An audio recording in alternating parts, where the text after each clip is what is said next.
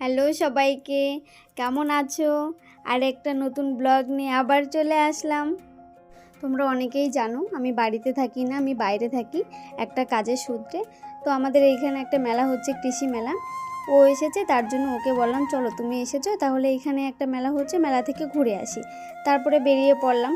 তারপরে এই দরজাটা আমার হাইটের থেকে অনেকটাই উঁচু। আমার মানে যতবার বেরোবো কিংবা রুমে ঢুকবো আমার খুবই কষ্ট হয় দরজাটা খুলতে। তারপরে চলে গেলাম এটিএমে, টাকা ছাড়া তো আর মেলাতে যাওয়া যাবে না। তারপর দুজনে হেঁটে হেঁটে চলে গেলাম স্টেশনের দিকে। আমার রুম থেকে স্টেশন বেশি দূরে না, 2-3 মিনিট হাঁটলেই চলে যাওয়া যায়। কিন্তু ওকে আমি ভিডিওতে নেই, ও আমার থেকে হাইটে অনেকটাই লম্বা, যার জন্য ওকে ভিডিও নিয়ে মানে আমি ভিডিও করলে ও যদি পাশে থাকে কিছুতেই শান্তি পাওয়া যায় না, কারণ হয়তো ওর মাথা আসে না। তারপর ছবি তুললেও আমাদের একই রকম হয়, ছবিতে ওর মাথা আসে না কিংবা ছবিটাই বাজে হয়ে যায় আমি ফোনটা উঁচু করতে গেলে। তারপর আমি স্টেশনের চারিদিকটা ঘোরাচ্ছিলাম, আমি নিজেই দেখছিলাম ঘুরে ঘুরে ভিডিওটা ঘোরাচ্ছিলাম। তো এখানকার কিছু লোকজন আমাকে চেনে, ওরা আমাকে দেখে হাসে। কিন্তু স্টেশনে এসে দেখি ট্রেনের অনেকটা লেট আছে, ট্রেনটা জন্য কি করব, আমি ভিডিওই চালিয়ে যাচ্ছিলাম। অবশেষে ট্রেনটা চলে আসলো অনেক অপেক্ষার পর, মানে পুরো আধ ঘন্টা লেট ছিল।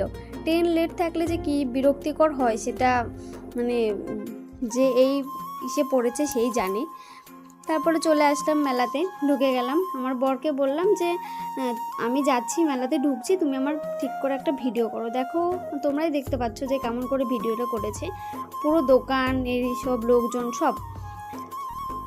কিন্তু মেলাটা অনেকটা বড়, মানে কৃষি মেলা আমাদের ওইখানে, কিন্তু এটা আরও অনেক বড় মেলা। তারপরে দেখলাম যে এক দিদিমা পুতুল নিয়ে বসে আছে, পুতুল আর বাচ্চাদের অনেক খেলনা। তো আমার এই পুতুলটা বেশ পছন্দ হয়েছিল, কিন্তু আমার বর নিতে দিল না, বললো তুমি এখন অনেক বড় হয়ে গেছো। তারপরে দেখলাম অনেক ফুল, মানে সব ফুলের নাম আমি জানি না। চন্দ্রমল্লিকাগুলো এত সুন্দর লাগছিল, কিন্তু এইসব গোলাপ এইসব ফুলেরই জানি, তাছাড়া খুব একটা ফুলের নাম আমি জানি না, সত্যি জানি না। তারপরে এই পছন্দ হলো সেই ভাইরাল চা, যেটা আমার বরের খুব পছন্দ।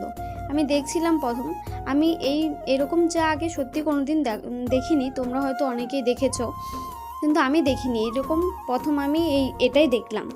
তারপর দেখো মানে মাটির কাপগুলো পুড়িয়ে তারপরে সেই চায়ের মধ্যে দিচ্ছিল আর চায়ের জলটা ফুটছিল, কিন্তু আমি এরকম দেখিনি। তারপরে ও খেলো, ওর নাকি খুব ভালো লাগে, ও আগে খেয়েছে, কিন্তু ও খেলো, আমিও খেয়েছি ওইখান থেকে, কিন্তু আমার ভালো লাগেনি। সেই ওই কাপ